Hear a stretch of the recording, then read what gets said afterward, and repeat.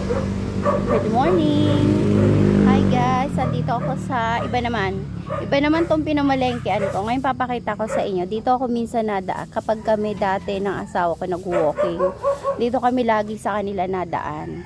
Kasi mga sariwa din yung paninda nila dito. At saka yung iba dito ay tanim nila. So tulad nyan, may upo. Tapos may patola. Ano ba to? Ano nga to?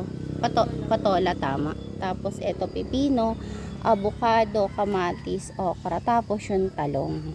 Bumili na ako ng patola, tapos syempre bibili tayo ng talong. Tanim nyo lang tong talong. No, diba? Ang kagandahan dito ay sarili nilang tanim yung mga gulay. Kaya fresh. Dati dito ako nabili ng ng suha. Kung natatandaan nyo, nagbenta ako ng suha. Dito ako sa kanila kumukuha. Dito ako nag-reseller sa kanila, sa mama niya. So, ayan o, ang gaganda ng talong. So, magtotorta tayo ng talong.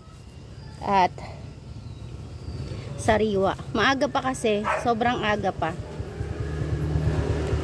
So, ayan ang talong. Magtotorta tayo dahil may itlog ako doon. Kaya tayo ay magtotorta. Okay, ipiprito natin. Pritong talong. Ang gaganda ng talong. Oh, magkano talong? Ay! Uy, may aso.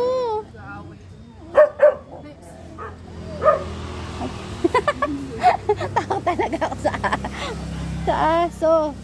Kala ko, ako yung kinakahuli. Ay, no. Sige, naka-video ka. I-video kita. Ayan. Tapos may mga saging din sila dito. Ayan, ano to? Latundan? Uy, ang laki ng latundan, no?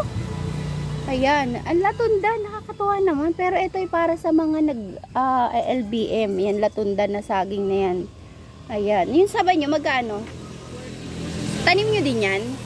O, ayan, diba? Sabi sa yung mga tanim nila to eh. O, diba? Ang ganda. O, saging na saba. Minsan, ang dami nilang papaya dito. Ayan, baka wala na akong pambayad. Magkano na yan, be? So, bumili ako ng talong, bumili ako ng saging at tsaka ano ba to?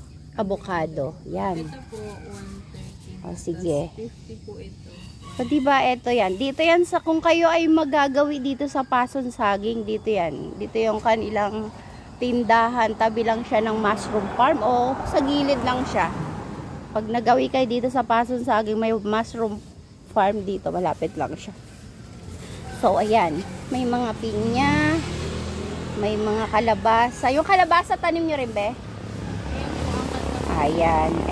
Eto, mga tanim nila yan. So, dito, makakaasa talaga kayo na sariwa. Pati sili. Alam ko yan. Yung bell pepper. At tanim nila yan. Kasi minsan pupunta kami dito, ang daming paninda ni ate. Tapos bagong bagong pitas. So yan, maaga pa kasi bala ko mag-walking sana dun sa tulay. Kaso sarado ata at bawal. Kaya dito dumiretso ko para bumili ng gulay. So yun lang, bye-bye.